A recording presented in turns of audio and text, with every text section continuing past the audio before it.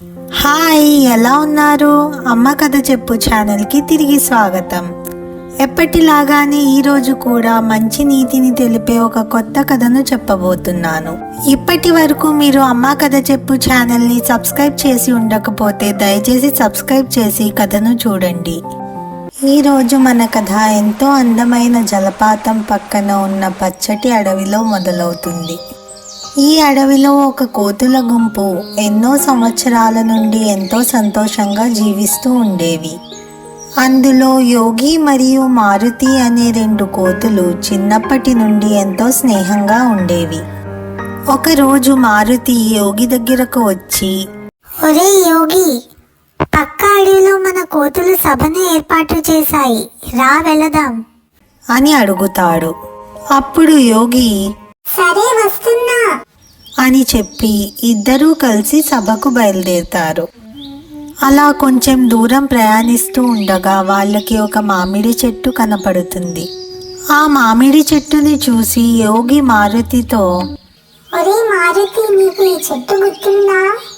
మనం చిన్నప్పుడు ఈ చెట్టు దగ్గర ఎక్కువగా ఆడుకునే వాళ్ళం అని అంటాడు. అప్పుడు మారుతి, అవును, ఎందుకు గుర్తులేదు? ఒకరోజు మనం ఆడుకునేటప్పుడు నువ్వు నన్ను కిందకు తోసేసావుగా, నాకు దెబ్బలు కూడా తగిలాయి, బాగా గుర్తుంది అని అంటాడు. దానికి సమాధానంగా యోగి, నేను నిన్ను తోసేయలేదు, నువ్వే జారిపడ్డావు అని అంటాడు. అలా మాట పెరిగి గొడవ మొదలవుతుంది. అలా ఇద్దరూ గొడవ పడుతూ ఉన్నప్పుడు మారుతి అనుకోకుండా యోగిని చెంప మీద కొడతాడు. యోగి మౌనంగా నది ఒడ్డు దగ్గరకు వెళ్ళి అక్కడ ఉన్న చిన్న కర్ర ముక్కతో, ఈరోజు నా స్నేహితుడు నన్ను చెంప మీద కొట్టాడు అని మట్టిలో రాస్తాడు. అది మారుతి వెనుక నుండి చూస్తాడు. వాళ్ళిద్దరూ చూస్తూ ఉండగానే నీటి ప్రవాహం వచ్చి యోగి మట్టిలో రాసిన దానిని చెరిపేస్తుంది. కొంచెం సేపటికి ఇద్దరు స్నేహితులు జరిగిందంతా మర్చిపోయి మరలా ప్రయాణం సాగిస్తారు. కొంచెం దూరం ప్రయాణించిన తరువాత మారుతి యోగితో, ఒరేయ్, జాగ్రత్తగా చూసి అడుగువేయి, ఇక్కడ కొండ చిలువలు ఉంటాయని విన్నాను అని అంటూ ఉండగానే యోగి పైన చెట్టు మీద నుండి ఒక పెద్ద కొండ చిలువ పడి గట్టిగా చుట్టేస్తూ ఉంటుంది.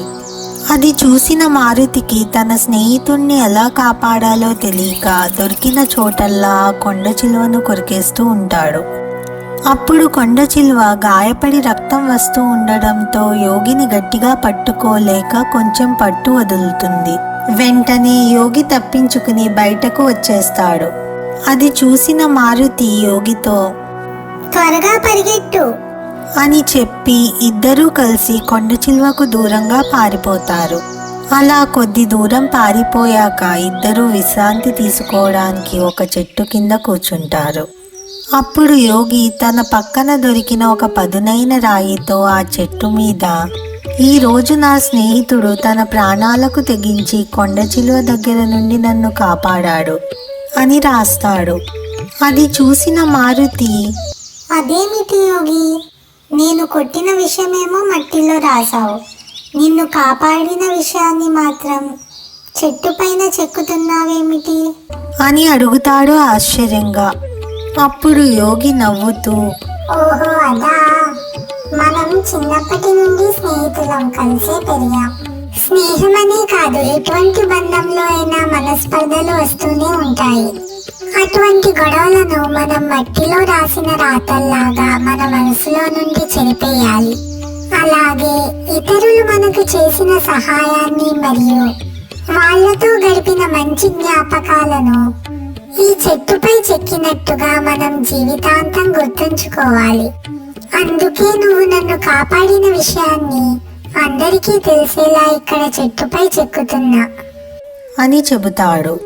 అది విన్న మారుతి ఎంతో ఆనందంగా, నీ స్నేహాన్ని నేను ఎప్పటికీ వదులుకోను, నిన్ను కొట్టినందుకు నన్ను క్షమించు అని చెప్పి ఇద్దరూ సభకు వెళతారు.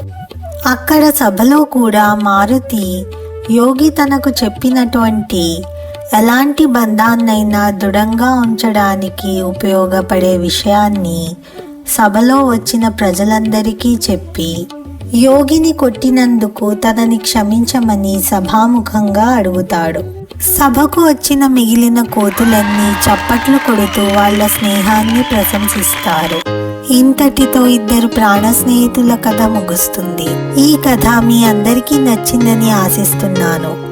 ఒకవేళ నచ్చినట్లయితే కథను లైక్ చేసి మీ స్నేహితులు మరియు కుటుంబ సభ్యులకు షేర్ చేయండి.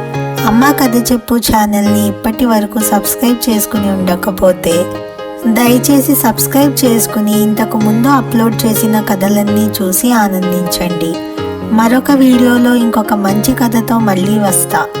అప్పటి వరకు ఉంటా మరి.